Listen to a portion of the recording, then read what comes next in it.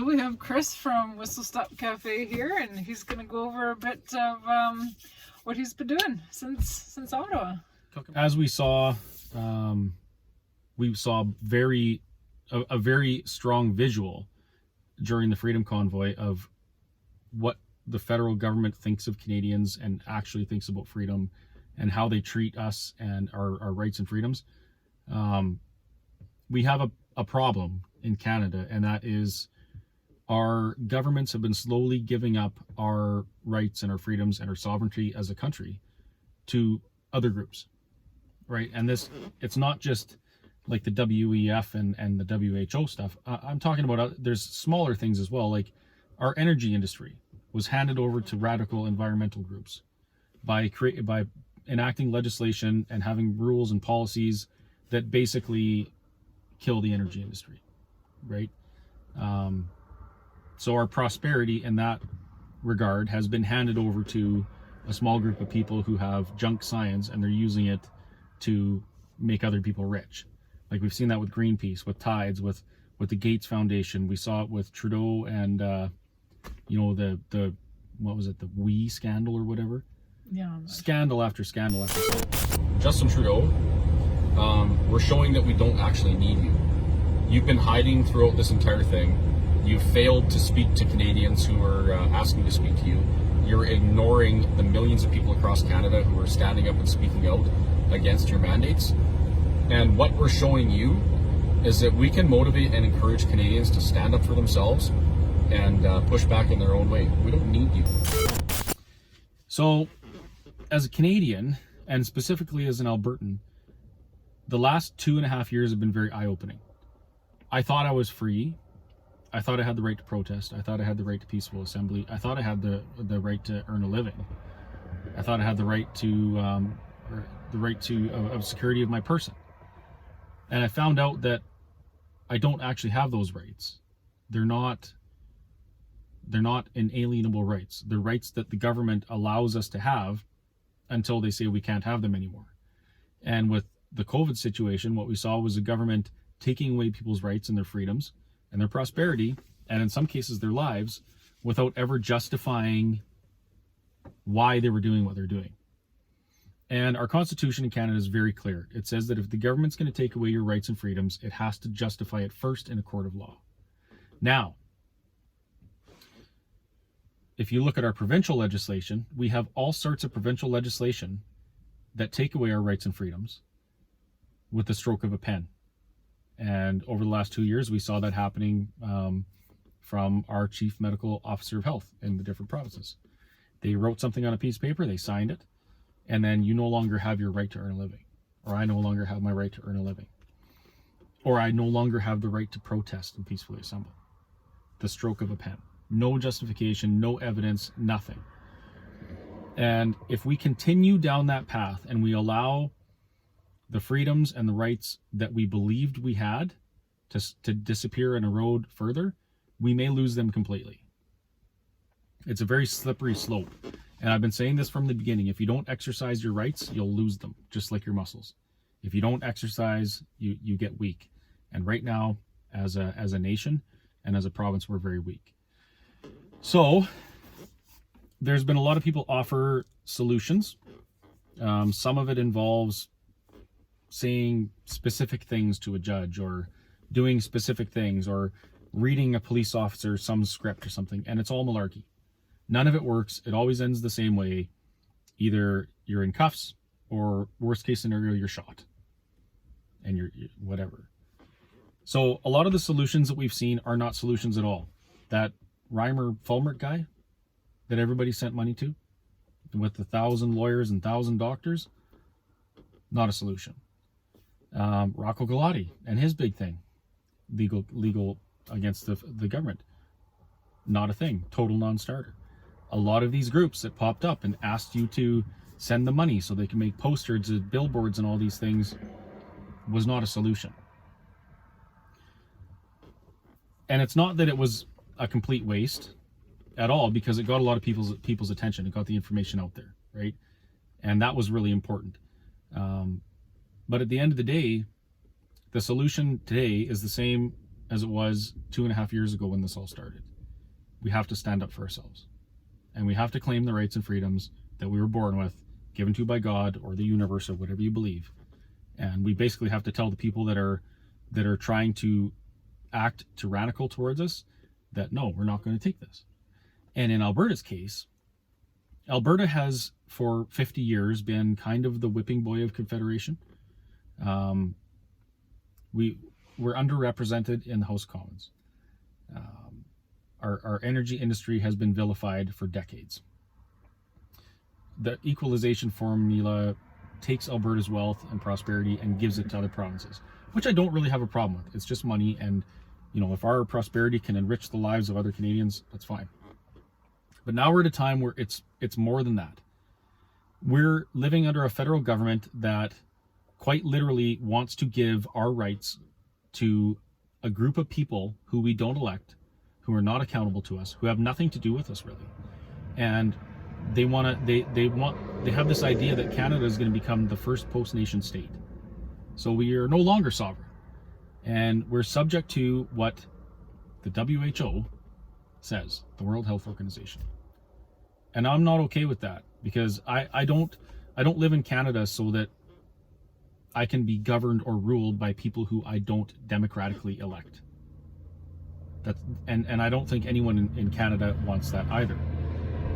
So in Alberta, because we've been in this situation in Canada for so long, because so many Albertans over the last 50 years have felt like we got a bad deal in Confederation, there's always been an independence movement. And in the early 80s, late 70s, early 80s, thank you to Pierre Trudeau, that movement gained some traction. And at one point it was polling around 20% in Alberta. And it was all very kind of new and fresh, and there were a lot of questions. People didn't really know exactly how to do this, what the path was, or if it was going to work. And they've said instead of doing that, instead of standing up for ourselves as an independent nation of Alberta, like we should have in the past, we're going to try and fix our position in Confederation.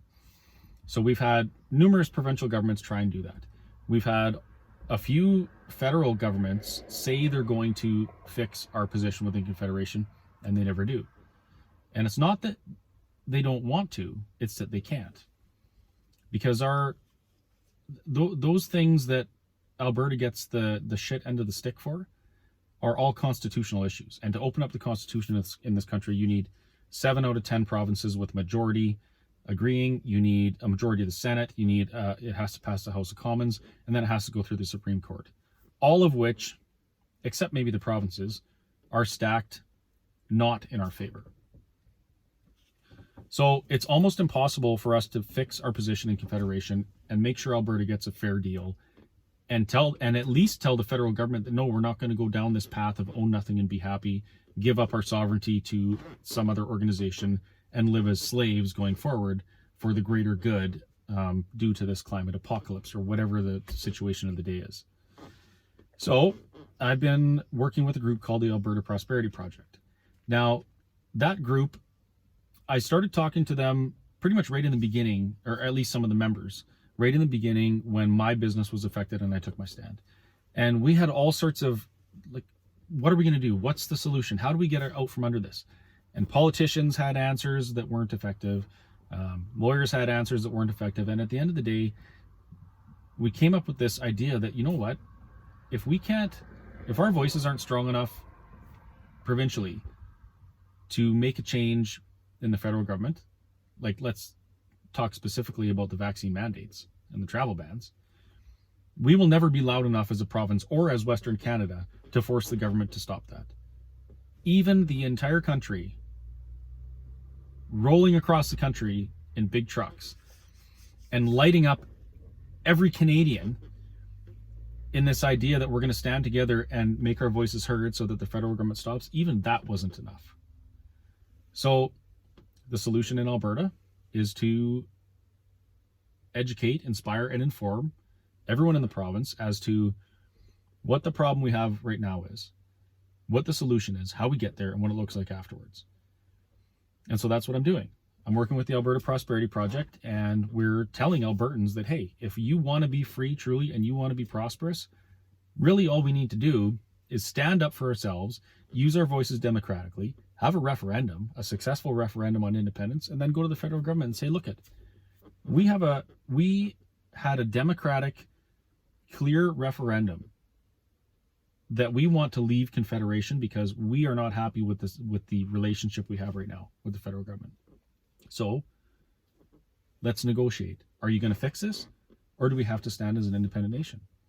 And it's very likely that the Trudeau government will not negotiate, because he didn't even come out and talk to the truckers, right? He's not about talking to the little people.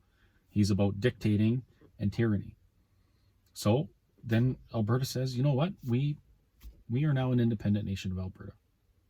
And there's a million questions about this. What do we do about access to Tidewater? What about trade deals? What about sanctions? Are we going to be able to travel within Canada? What do we do for currency? There's so many questions. And the beautiful thing about the APP is that they have a team of very, very, very bright minds that are working on these questions. They've got constitutional lawyers, all sorts of people who are answering these questions and charting a clear path to prosperity through independence. So it's not like Wexit. It's not like the Western Canada concept. It's completely different. We've seen what happened in the last 50 years and all of the failures. We've seen why the previous independence movements didn't gain enough traction to reach enough Albertans. And now we have a plan.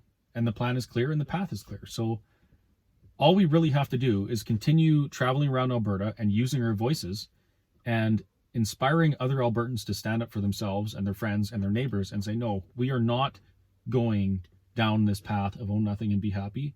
We are going to speak up now to save us, our families, our children, and your family and your children. Because that's what people saw when the convoy took place. Trudeau says that Canada doesn't have an identity. And maybe Canada doesn't, but Canadians really, really do. And the Canadian identity means when push comes to shove, we stand up for each other. When push comes to shove and you can't work anymore because you won't take a jab that's proven to be not as safe as what they say and it's not effective, and your job and your livelihood is being threatened, we will stand up with you. We'll actually go and stand on the side of the highway in the blistering cold and wind, and we'll throw hamburgers in the windows of your truck as you roll down the highway to Ottawa to make our voices heard. Everybody's voices, not just truckers. So that's what the Canadian identity is. It's about standing up for each other. And as an Albertan, I really believe that because of our unique position within the country, in regards to how we've felt within Confederation for 50 years, we have an opportunity to lead by example and show the rest of Canada how they can also stand up and take back their freedoms and prosperity from a federal government that wants to give it away. And I think we're the only province that can do it. So we're going to do it. If you're thinking about what occurred over the last 2 years, 2.5 years, and you think that there's something wrong, you feel that there's something wrong, I was just like you at one point. I felt something was wrong. I didn't quite know what it was, and I thought I was alone.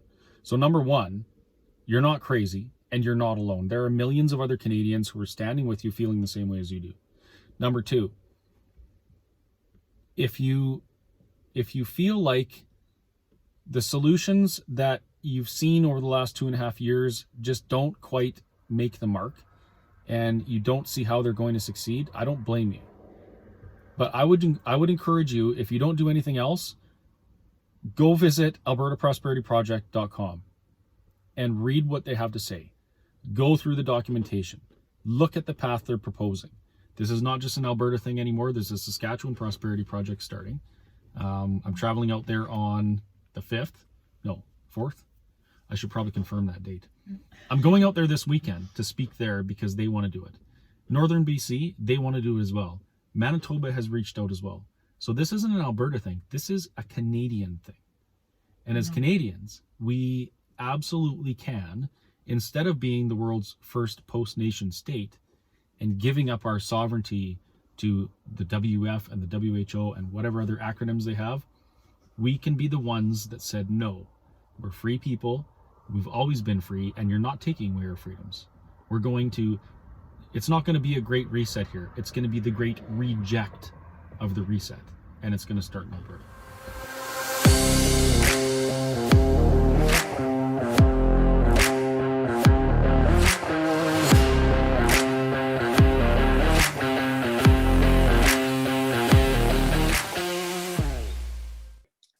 name is Jake Clausen. I'm from Winkler, Manitoba.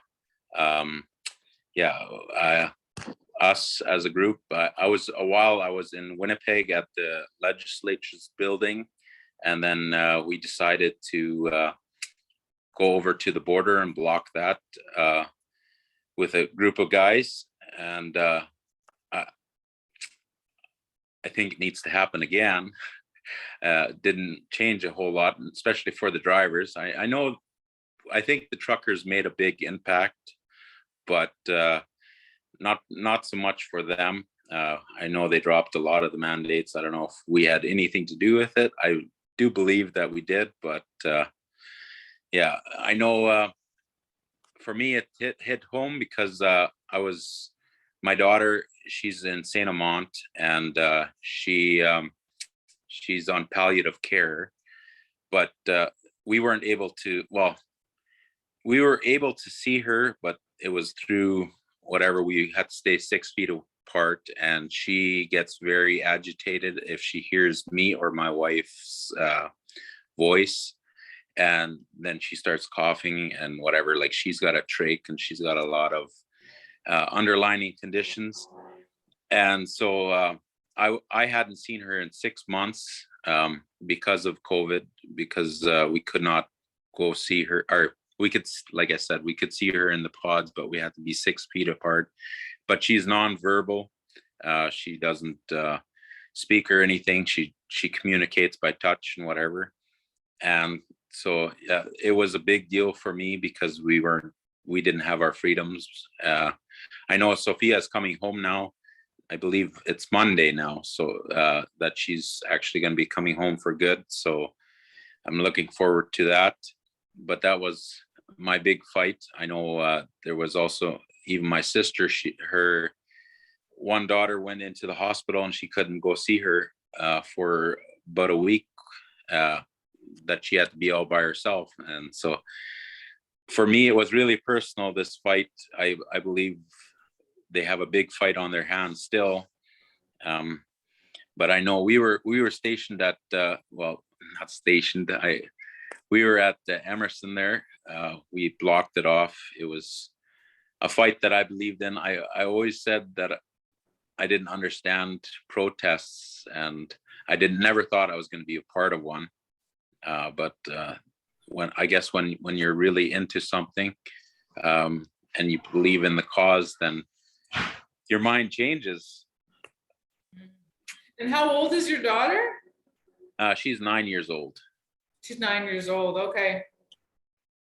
Now, yeah. And you said that when you believe in something, you're not really a protester.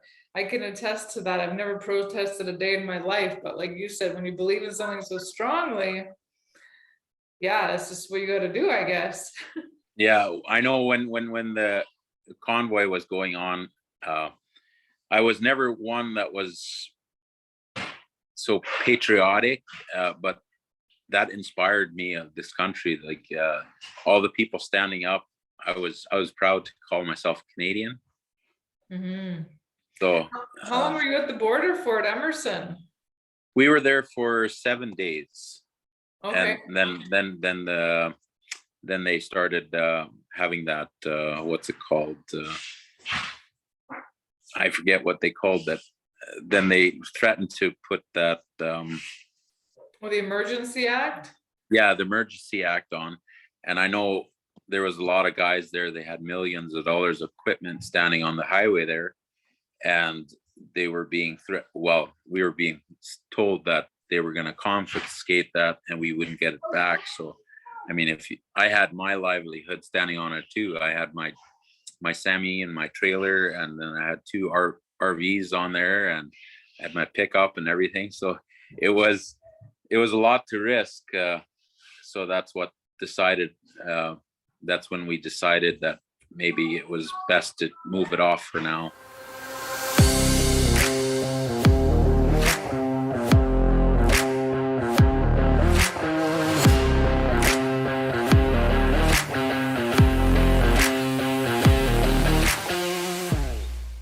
Thanks, Monique.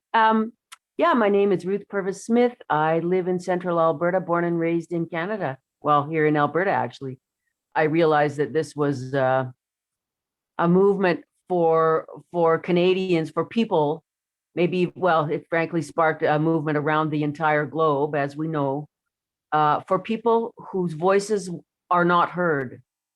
A movement for people to have their voices heard, regardless of what your life circumstance is, or regardless of what your skin in the game is regarding vaccines or COVID or mandates or government overreach or the digital era.